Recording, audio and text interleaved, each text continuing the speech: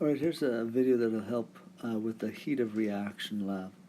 We reacted hydrochloric acid with sodium hydroxide. If you do a double replacement reaction, you get sodium chloride, aqueous, plus water. Okay, and that would be sort of a molecular reaction. Now, you can look at it if you want to sort of delve a little deeper, and hydrochloric acid is actually hydrogen ions and chloride ions. Sodium hydroxide is sodium ions and hydroxide ions. And then sodium chloride on this side would be sodium ions and chloride ions.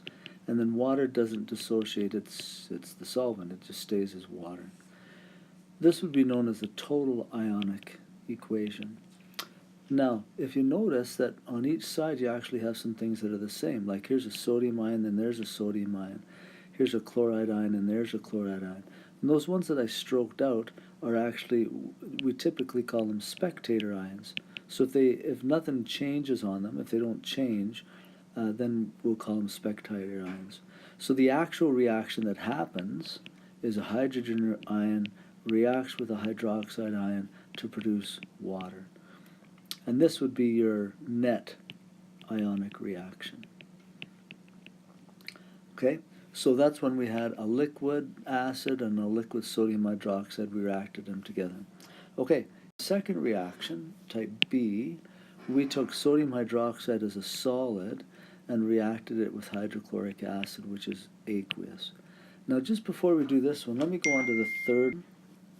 In this one, you have sodium hydroxide, and it's a solid. So the first thing that has to happen is that sodium hydroxide, when you put it in water, the first thing it does is it dissociates. And so that's like step C. Okay, it'll dissociate into sodium ions and hydroxide ions.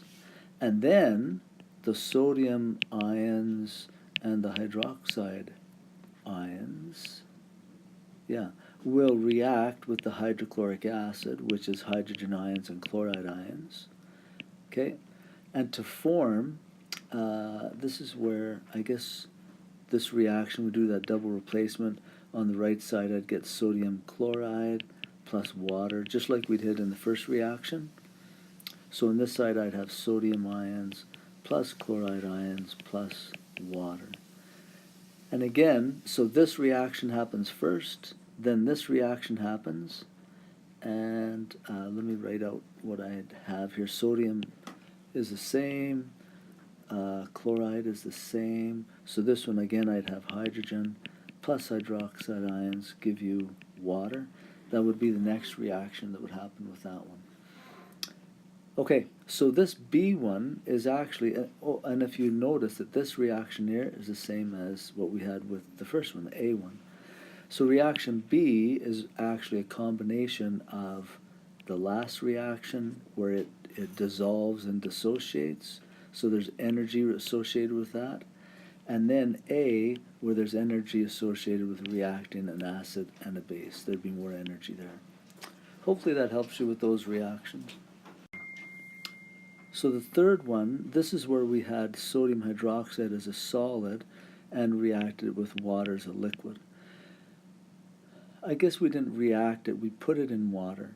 And really there wasn't a chemical reaction that happened.